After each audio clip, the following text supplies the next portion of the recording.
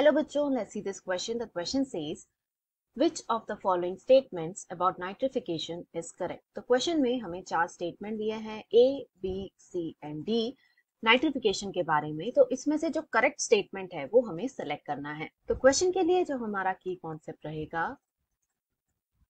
It is going to be nitrification.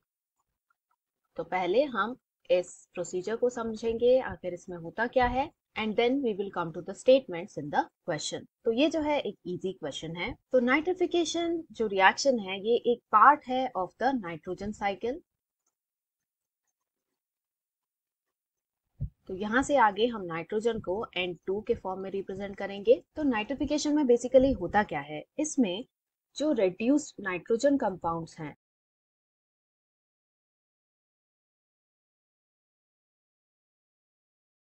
जैसे कि ammonia हुआ, इन्हें ऑक्सीडाइज कर दिया जाता है into nitrites and further to nitrates.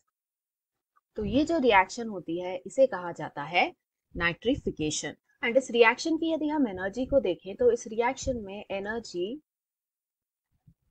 Produce करी जाती है, यानी this is an exothermic reaction. अब क्वेश्चन में दिए स्टेटमेंट्स को एक एक करके कंसिडर करें। फर्स्ट हमें कह रहा है statement, nitrobacter oxidises nitrate to nitrite.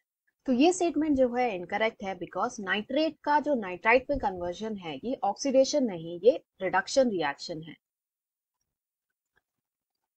जैसा हम यहाँ देख सकते हैं, ये फॉरवर्ड डायरेक्शन में यानी नाइट्राइट से नाइट्रेट की तरफ जाएगी तब ऑक्सीडेशन रहेगा। जब ये रिएक्शन रिवर्स में चलेगी तब हम उसे रिडक्शन रिएक्शन कहेंगे। सेकेंड हमें दिया है, nitrosomonas and nitrosococcus convert ammonium ion to nitrite. तो ये जो है बिल्कुल करेक्ट है, बिकॉज यहाँ पर जो फर्स्ट पार्ट है रिएक्शन का, that is ammonia to nitrite, ammonium ion NH3+ को कन्वर्ट किया जा रहा है into nitrite, that is NO2-। तो इस रिएक्शन या ये जो ऑक्सीडेशन का रिएक्शन है, इसे करने के लिए जो ऑर्गेनिज्म रिस्पॉन्सिबल हैं, they are Nitrosomonas and नाइट्रोसोकोकस।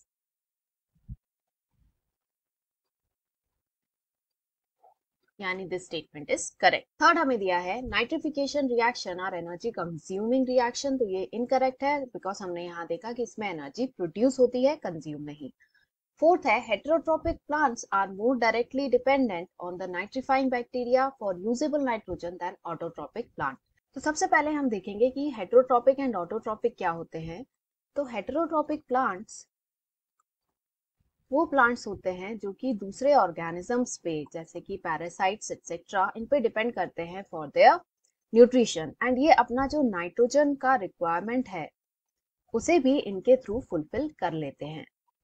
Whereas autotrophic plants जो हैं, ये वो प्लांट होते हैं जो कि खुद फोटोसिंथेसिस करके अपनी एनर्जी और न्यूट्रिशन फुलफिल करते हैं, अपना एनर्जी एंड न्यूट्रिशन लेते हैं, that is they are dependent on themselves for their nutrition. तो इस तरह के प्लांट्स में नाइट्रोजन अपटेक के लिए